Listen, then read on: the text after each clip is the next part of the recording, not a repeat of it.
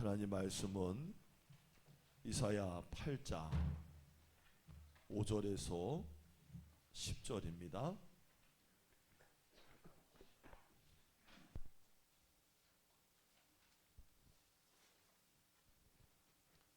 구약 977조 이사야 8장 5절에서 10절입니다. 다 찾으셨으면 아멘. 저랑 한 절씩 교독하십니다. 여호와께서 다시 내게 말씀하여 이르시되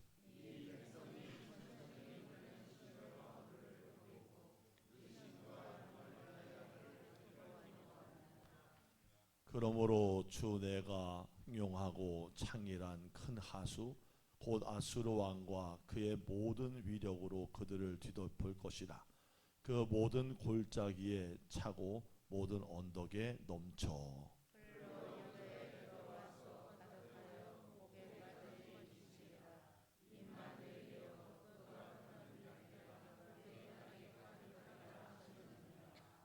너희 민족들아 함성을 질러 보아라. 그러나 끝내 패망하리라. 너희 먼 나라 백성들아 들을 지니라. 너희 허리를 동이라. 그러나 끝내 패망하리라. 너희 허리에 띠를 띠라. 그러나 끝내 패망하리라. 함께 있습니다. 너희는 함께 계획하라. 그러나 끝내 이루지 못하리라. 말을 해보아라. 끝내 시행되지 못하리라. 이는 하나님이 우리와 함께 계심이니라. 아멘. 자, 오늘 말씀도 나누겠습니다.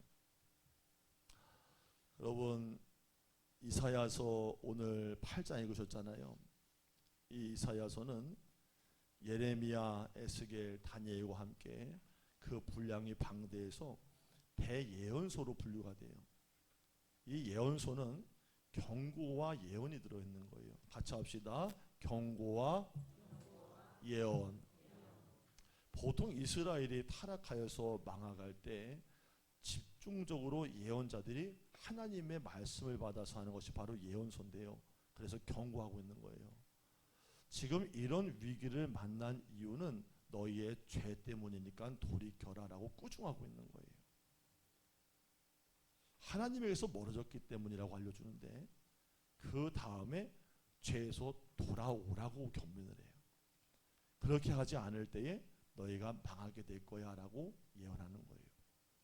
근데 안타까운 것은요, 이런 경고와 예언을 받은 이스라엘 사람들은 예언자들을 통해서 시대마다 주시는 하나님 말씀이 들려줘도 무시를 했다는 거예요. 우습게 여긴 거죠. 여러분, 오늘날 지금도요, 교회를 다니기만 하지 하나님이 경고해도 잘 안 듣는 분들이 있어요. 여러분, 목회자가 가정에 신방을 가지요. 가요. 누가 하면 방송 보고 안 다닌 줄 알겠네. 할렐루야. 가요. 가면은요, 제가 그냥 가는 게 아니라 하나님 말씀을 모시고 가는 거거든요. 그때 새벽이든 밤이든 분명히 말씀하세요. 말씀을 주실 때 그 가정에 무슨 얘기를 하라고 말씀을 하세요. 듣질 않아. 그러니까 듣지 않고 있다가 어느 때든지 문제를 만나게 되면 깨닫게 되는 거예요. 줄 때 말씀 들을 때 경고를 잘 들으라는 거예요. 안타깝게도 우습게 여겼다. 그 결과 어떻게 됩니까? 예언과 경고는 그대로 실현이 돼요. 정말 망해버려요. 그래서 북이스라엘은 아수르에게 처참하게 망하고 남유다는 바벨론에게 처참하게 무너져요. 그래서 예언서를 읽는 우리에게도 동일하게 말씀을 하고 있어요. 결국에는 하나님의 예언대로 될 거다라는 거예요. 여러분, 예언서는요, 실제 역사를 보여주고 역사는 교훈한다는 것을 똑똑히 기억하라고 말씀하세요. 이런 기본적인 인식을 가지고 오늘 이사야서 말씀을 나눌 수 있었으면 좋겠어요. 여러분, 이사야서는 17권의 예언서 중에서 가장 대표적인 말씀이에요. 먼저 오늘 읽은 이사야 8장의 배경을 제가 말씀을 드릴게요. 때는 유다 왕 아하스가 통치하던 때인데 누가 통치해요? 아하스. 아하스는 여러분이 잘 아시는 그 유명한 히스기야 왕의 아버지예요. 유다에서 가장 악한 왕 중에 하나였대요. 그는 하나님을 저버리고 여러 우상을 섬기면서 왕으로서 잘 나라를 이끌지도 못했어요. 국력은 그러다 보니까 갈수록 쇠약해져 갔고요. 마치 동네북처럼 이 나라 저 나라한테 두들겨 맞고 영토를 빼앗기고 국민들이 백성들이 포로로 끌려가는 지경에 이뤘던 게 바로 아하스 때라는 거예요. 이때 가장 강력한 힘을 가진 나라가 있었어요. 같이 합시다. 아수르. 아수르는 역사적으로요 굉장히 잔인한 나라로 유명해요. 이 아수르가 엄청난 군사력을 바탕으로 주변 나라를 하나하나씩 점령하고 있었어요. 그러니까 이것에 위협을 느꼈던 당시의 수리아와 이스라엘이 연합을 해서 우리가 그저 당할 수만은 없다. 아수르 대항하기로 결정을 합니다. 그러나 두 나라의 힘만으로는 맞서기가 버거웠기 때문에 남유다의 아하스 왕에게도 너희도 반아수르 대열에 동참해라라고 요청을 했다는 거예요. 근데 아하스는 세 나라가 힘을 모은다 하더라도 이 아수르를 막을 재간이 없다라고 판단이 들어가지고 그 연합 모임에 동참을 거부해요. 그리고 아수르에게 엄청나게 많은 조공을 바쳐가면서 우리는 때리지 말아주세요. 그리고 더 타싹 달라붙는다는 거예요. 바로 이때 예언자인 이사야가 절대로 아수르를 의지하지 말라고 여러 번 경고합니다. 우리에게는 아수르와 비교할 수 없는 하나님이 계시니 이런 때일수록에 더 하나님을 붙잡고 거기서 돌아서라고 권면하고 있다는 거예요. 그런데 아하스 왕은 콧방귀도 끼지 않았어요. 자기를 보호해달라고 이전보다 더 아수르를 의지하고 더 바싹 붙었다는 거예요. 아수르는 자기를 대항해서 싸우는 연합한 수리아와 북이스라엘을 보란듯이 물리칩니다. 그러니까 이것을 본 아하스 왕은 반아수르 동맹에 가입하지 않은 것이 역시 신의 한 수였다고 굉장히 좋아했다는 거예요. 자, 6절 보세요. 여기서 르신이라는 말이 나오는데 르신은 수리아 왕의 이름이기 때문에 수리아를 말하고 르말리아는 북이스라엘의 베가의 왕의 아버지 이름이에요. 그러니까 수리아와 북이스라엘이 연합했잖아요. 이 왕인 아들에게 강한 영향력을 행사한 실질적인 세력이기 때문에 이 당시에 북이스라엘을 상징적으로 뭐라고 불렀냐? 르말리아라고 표현을 한 거예요. 결국에 아하스와 유다의 백성들은 아수르에게 대항하여 낭패를 당했던 수리아와 북이스라엘을 보면서 거기에 동참하지 않은 것을 천만다행이라고 여기면서 기뻐했다는 거예요. 자, 그런데 이것은 누구만의 생각이에요? 아하스만의 생각, 착각이었던 거예요. 아수르가 수리아와 북이스라엘을 물리치면 그것으로 끝날 줄 알았어요. 반아수르 동맹에 참여하지 않고 아수르에게 많은 조공을 바쳐가면서 비유만 잘 맞췄기 때문에 자기들은 건드려지지 않을 것이라고 믿었다는 거예요. 바로 그때 이사야가 7절과 8절 상반절에 이렇게 예언합니다. 자, 7절 한번 읽어봅시다. 시작.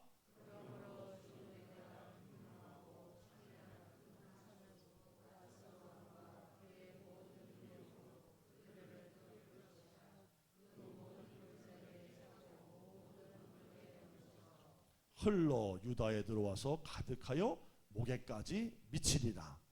이게 바로 아수르에 대항하지 않았지만 뒤에 붙어 있었던 아하스 왕에게 주어진 예언이에요. 여러분, 아수르는요 이 두 나라를 물리친 여세를 몰아요. 그래서 남유다를 공격합니다. 유다는 믿었던 아수르에게 처절하게 배신을 당하게 되는 거예요.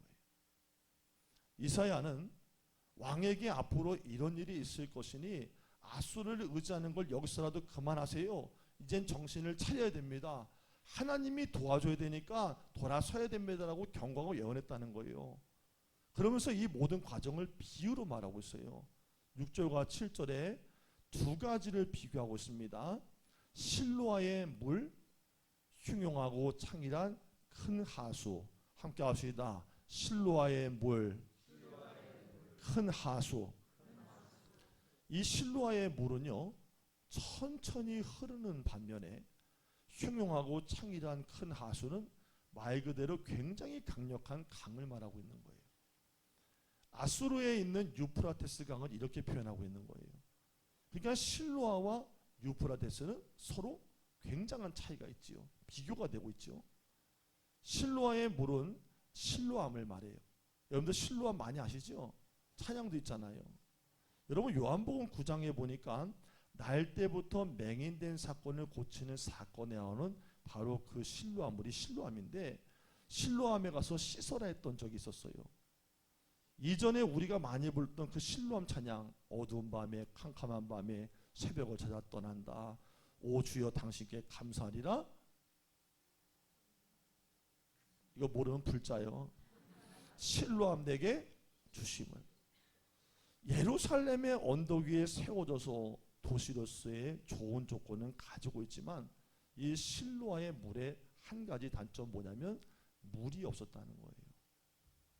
그래서 예루살렘 성 밖에 있는 기온 성에서 수로를 통해 물을 예루살렘 성 안으로 끌어왔어요. 그래서 시스기야 왕 때에 이 수로를 더 견고하게 쌓았는데 지금까지도 그게 이스라엘 예루살렘에 있어서 아주 오래된 수로예요. 기온 샘에서 아주 평평한 수로를 만들어서 예루살렘 성 안으로 물길을 끌어왔는데 그 물이 모아져서 있는 곳이 바로 실로아라는 곳이에요. 그래서 수로가 평평하다 보니까 낙차가 없어서요, 실로아로 오는 물은요 천천히 흐를 수밖에 없었어요. 그래서 지금도 그곳에 실로아가 있는데 물이 별로 없대요. 성지 순례객들이 실로암에 간다고 참 기대를 많이 하는데요, 가면은 그냥 조그만 샘 정도라는 거예요. 자, 그렇다면 이것에 비해서 아수르에 있는 유프라테스 강은 어떨까? 아까 말씀드렸지만 흉흉하고 창일한 넓고 엄청나게 큰 강이에요. 여러분, 하나님이 에덴 동산을 유프라테스와 티그리스 강에 있는 곳에 세우셨다고 말해요.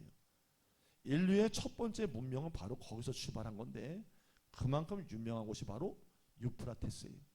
자, 그렇다면 실로아의 물과 유프라테스는 어때요? 비교도 하실 정도로 차이가 나는 거예요. 이 실로아의 물은 그 무엇을 말하느냐? 바로 하나님을 상징하는 거예요. 자, 그러면 그 거대하고 엄청난 강인 유프라테스는 무엇을 상징하냐? 아수르를 상징하는 거예요. 이 당시에 아하스와 유다 백성들이 볼 때는 하나님은 마치 실로아의 물과 같아 보였다 이거예요. 천천히 흐르는 물처럼 힘이 없어 보이는 거예요. 그러니까 유다를 위기에서 건져낼 능력도 전혀 없어 보여요. 게다가 하나님이 눈에도 보이지 않아요. 자, 근데 거기에 비해서 아수르는 주변 나라들을 하나씩 다 잡아먹고 점령할 정도로 강력한 힘을 가지고 있었다는 거예요. 그러니까 남유다의 아하스 왕의 눈에는 이 위기 상황에서 하나님을 의지하는 것보다는 아수르를 붙잡는 게 더 나아 보였다는 거죠. 그래서 결국에는 하나님을 의지하지 않고 아수르를 의지하는 것을 6절 말씀에 이 백성이 천천히 흐르는 실로아의 물을 버렸다라고 표현하고 있는 거예요. 자, 예언서는 서두에 말씀드린 실제 역사라는 것을 한번 여러분 상기해 보세요. 이 아하스와 유다 백성의 선택이 사실은 누구의 이야기 같아요? 같이 한번 해봐요. 역사는 반복된다. 자, 이 아하스와 유다 백성의 선택이 지금 누구의 이야기예요? 나의 이야기? 우리의 이야기예요. 우리도 실로아와 유프라테스, 하나님과 아수르 사이에서 고민하고 살지 않습니까? 지금 나는 매우 힘든데 하나님이 힘이 없어 보이는 거예요. 목사님은 기도하라고 하는데 그래야 도움받는다고 말하는데 눈에 보이질 않으니까 당체 믿어지지도 않고 마음에 그것이 소망이 되지도 않아요. 하나님이 하시는 일은 눈에 보일 정도로 쌈박하고 화끈하게 이루어지지 않는 경우가 많다고 느껴집니다. 진짜 천천히 흐르는 아주 유자적하게 흘러가는 힘없어 보이는 실로아의 물 같은 거예요. 나는 막 성질이 급해 죽겠는데 하나님은 너무 느긋한 것 같은 거예요. 그러다 보니까 눈에 보이는 아수르가 더 믿음직스러워 보였다는 거예요. 여러분 어떠세요? 당장 나에게 도움이 될 것 같은 사람과 상황을 더 의지하고 싶어지지 않아요? 그것이 나를 보호해주고 책임져 줄 것 같지 않습니까? 교회를 오면은 당연히 믿음의 말을 해야 되기 때문에 하나님이 여러분 도와줍니다라면 아멘 하지만 마음속으로 안 믿는 사람 많은 거 알아요. 큰 위기를 만나면 이것저것 내가 다 해보고 안 될 때 마지막에 가서야 실제 하나님을 찾는 경우가 많다는 거예요. 여러분과 제가 매년 이렇게 하나님과 그 방법 사이에서 머뭇머뭇하며 살지 않습니까? 그렇게 고민하는 우리에게 지금 실로아의 물인 하나님보다 유프라테스 강에 마음이 기울어져 있는 애들에게 이 예언의 말씀이 분명히 들리기를 바라고 있다는 거예요. 여러분, 아수르를 의지한 유다가 그럼 어떻게 됐을까요? 조공 바치고 비유 마치고 다 했는데 어떻게 됐을까요? 결국 아수르가 배신합니다. 쳐들어와요. 지배하게 되지 않느냐는 거예요. 우리가 앞에서 봤어요. 7절 8절에 흉용하고 창이란 강 유프라테스가 턱 넘쳐 흐르더니 수리아를 집어삼켰어요. 그리고는 북이스라엘도 집어삼켰어요. 거기서 멈추지 않고 조공바쳤던 유다까지도 뒤 덮을 겁니다. 그 물이 얼마나 거센지 유다에 가득하여서 아까 여러분이 읽으셨지만 8절 상반절에 목에까지 미친다 그랬어요. 잡아먹은 거예요. 아니 그렇게 의지했는데, 그렇게 믿었는데, 줘가면서 그렇게 매달렸는데, 지켜줄 줄 알았는데 웬걸요? 잡아먹으려고 합니다. 여러분, 실제 역사에서 아수르는 당시에 디글랏 빌레셋 왕과 사네립이 유다를 완전히 무너뜨리려고 집요하게 공격했다고 기록하고 있어요. 그렇습니다. 우리가 하나님이 아닌 다른 것을 자꾸 의지할 때 그것은 우상이라고 합니다. 우상은 처음에는 자기에게 손짓을 하고서 오라고 미소를 지어요. 너는 나를 따라오면 행복할 거라고 말합니다. 하지만 그 미소를 따라가면 결국에는 집어삼켜버리고 노예를 삼아버립니다. 놓아주지 않습니다. 아수르와도 같습니다. 여러분, 우상은요 나쁜 것만이 아니라 좋은 것도 있습니다. 여러분 잘 알고 계신 나쁜 것, 도박, 마약, 성적 중독, 여러 가지 집착 같은 것들 나쁜 우상이지만 돈도 우상이 될 수 있고요. 관계의 사람도 우상이 되고요. 인정을 받으려고 하는 것도 권력도 다 우상이 되는 거예요. 우상의 정의가 뭡니까? 무엇이든지 하나님으로 향하던 시선을 빼앗아가는 것은 다 우상이 될 수 있습니다. 그것이 있으면 더 바랄 것이 없다고 여기는 것, 그것을 잃어버릴 때 살고 싶은 맛을 잃어버리게 하는 것이 바로 우상이라는 거예요. 자, 학생들에게, 청년들에게 직격 한번 해봅시다. 목사님 보세요. 목사님 보세요. 졸고 있는 사람도. 너네 오늘부터 인터넷 게임 하지 말라 그러면 안 할 거니? 담배 술하지 말라 그러면 안 할 수 있니? 할 수 있어요? 왜요? 못 끊어요. 주일날 교회 안 나오는 거, 예배 안 드리고 성경 안 읽으면 가능하지만 내가 지금 하고 있는 걸 끊는 건 어려운 거예요. 바로 그게 우상이에요. 자, 성도님들은 다릅니까? 달라요? 여러분이 그걸 잃어버리면 살 맛이 없어지는 게 바로 우상이에요. 하나님은 그걸 우상이라고 말씀하시는 거예요. 우상의 특징은 분명합니다. 결국 나를 노예처럼 삼키고 지배해버립니다. 꼭 아수르 같습니다. 그러므로 어떤 경우에도 예언하시는 말씀의 의미는 하나님만 의지하라는 거예요. 옆 사람 깨웁시다. 인사합시다. 하나님만 의지합시다.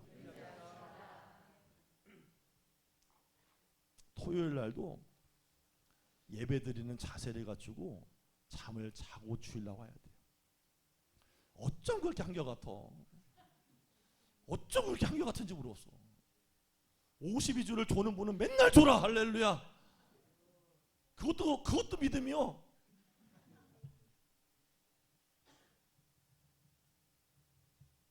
얼마나 밤문화가 좋고 얼마나 하고 싶은 게 많고 그러다 보니까 주일날은 졸고 또 문 열고 나가면 또 쌩쌩해서 나가고 말이야. 교회만 나가면 쌩쌩해. 또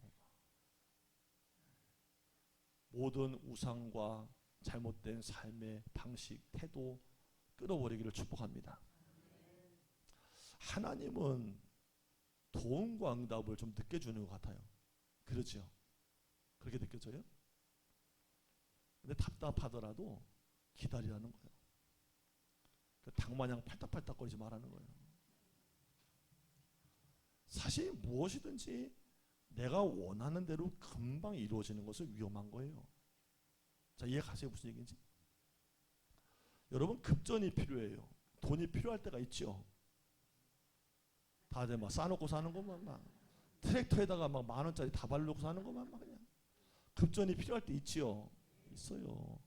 그러면은 은행에 가서 대출을 받으려고 하면 조건도 까다롭고 내야 되는 서류도 많고 기간도 많이 걸려요. 안 될 때도 있어요. 근데 그러다 보니까 하다가 밀려가지고 결국 손을 대는 게 어디예요? 사채예요. 오늘 신청하면 오늘 당장 드립니다. 광고 나오잖아요. 예전에 그 의정부에서 목회할 때 의정부가 건물 자체가 전부 유리로 되어 있어가지고 전부 유리창이요. 사방이. 근데 그 사이가 또 다 열려 있어요. 이렇게 또 구멍들이 다 있어. 건물이 그렇게 졌나 봐요. 그저 졌나 몰라. 할렐루야. 건물이 이렇게 져야지. 할렐루야. 그러니까 이 밤이 되면 이 밤에 문이 단속하려고 내려가면은 사이사이가 막 뚫려 있으니까 그 오토바이들이 그 도로변 대로변이거든요. 지나가다 보면은 오토바이들이 그 많이 지나가는데 그 이거 하더라고. 이거 뭐야? 지나가다가 달리면서 퓨퓨퓨 이게 뭔지 알아요? 명함을 돌리는 거예요. 근데 밤에 이제 문을 단속하려고 내려가 보면 1층 로비 카페가 있었는데 1층에 카페 앞에 거기 로비에 막 명함이 한 40장 50장이 쌓여 있는 거예요. 거기 보면 명함에 뭐라고 써 있게요? 당일 대출 오케이 돼지 엄마 뭐 이런 거, 뭐 대출 퀵 오빠 땡겨 주세요 막 이런 거. 그거 써 있는 거예요. 오늘 바로 됩니다. 조건 없습니다. 전화 주세요. 그 막 종이에 사채 쓰라는 광고 잔뜩. 그것을 보고서 웬만한 사람들은 지각 있는 사람들은 그거 안 하잖아요. 그래요. 큰일 나겠네. 꼭 하나씩 있어. 할렐루야. 교회들마다 하나씩 다 있더라고. 돈 주되니까 눈이 휘가닥해가지고 아니 그냥 주는 거야 이게? 그 바보야 이 바보야. 그게 사채인지도 모르고 그걸 전화를 또 하네. 여러분 한 번 사채 쓰면 어떻게 돼요? 국가에서 아무리 제한하고 막아도요. 여러분 그 세계에다 발들이면 죽어요. 이자율이 폭발합니다. 원금 못 갚아요. 몸 팔아야 돼요. 요새 좀 덜하더만 신체 포기각서 쓰는 거. 아니 1,000,000원 빌려놓고 왜 장기를 팔아야 되는 거예요? 왜? 당장 급한데 해결될 것 같은 것은 다 위험한 거예요. 인생은 원리라는 게 있어요. 원리. 모든 게 다 시간이 필요해.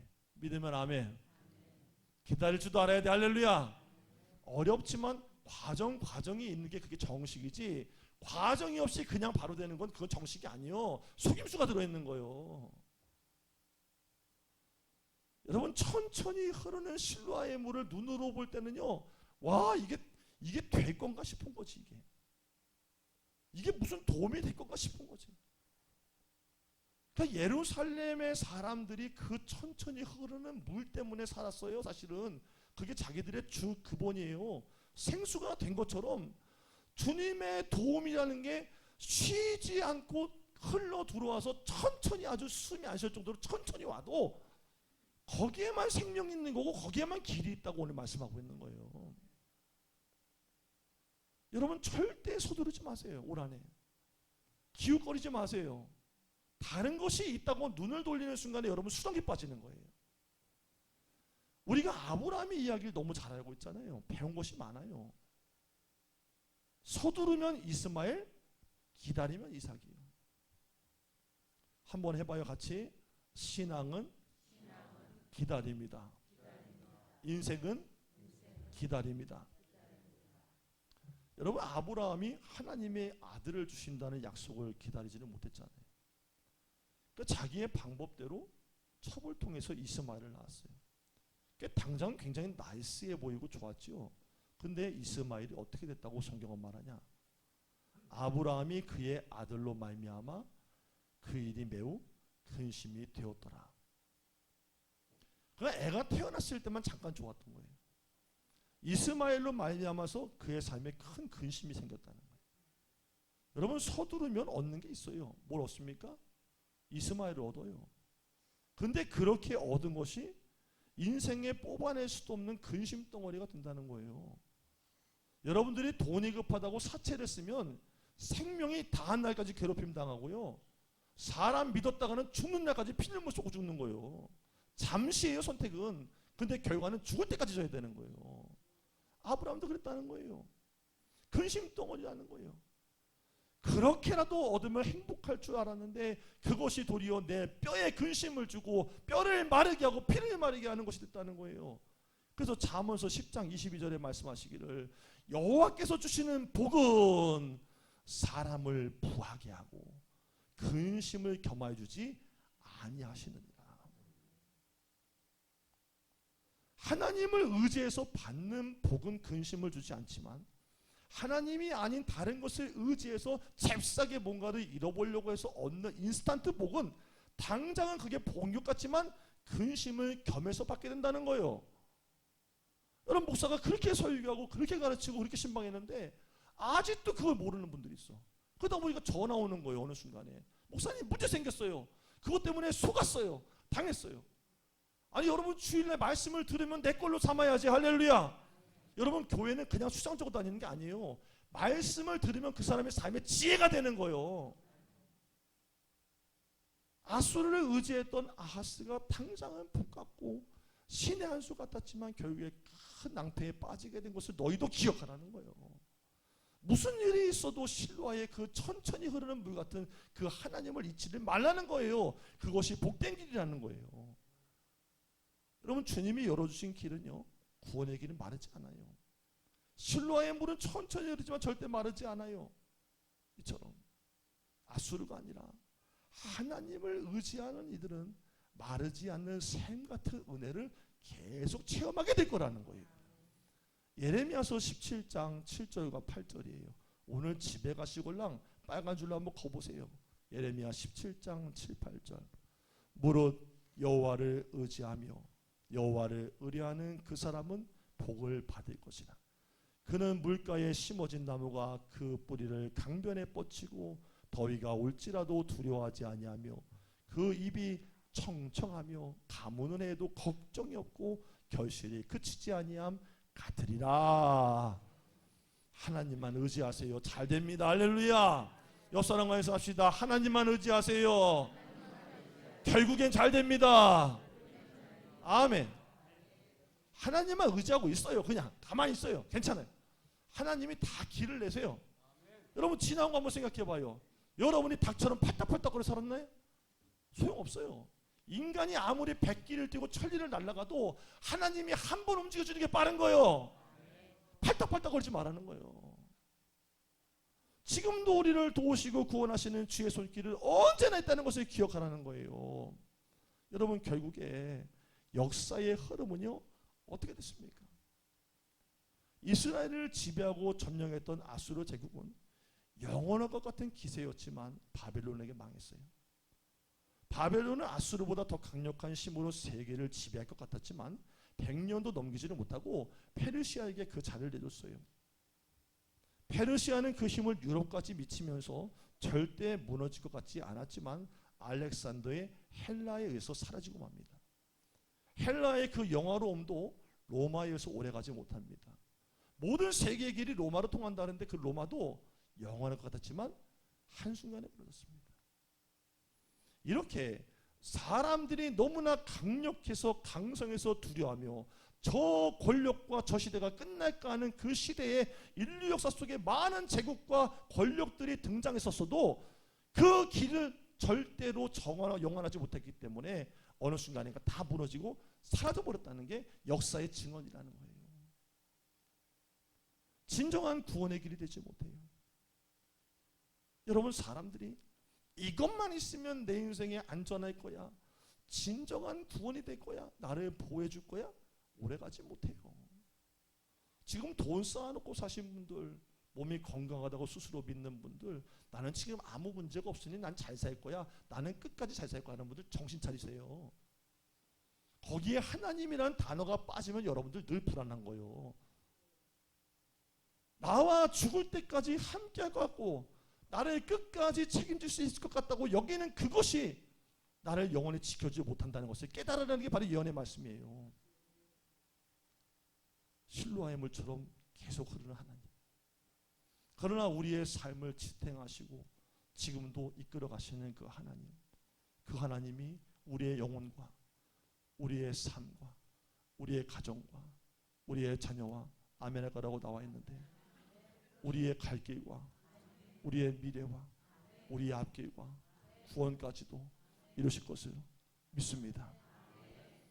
영원한 것이 아니면 붙잡으면 안 돼요. 하나님만 영원하신 분. 올해 첫 메시지를 드렸어요. 누구를 의지해야 될지 분명히 아세요.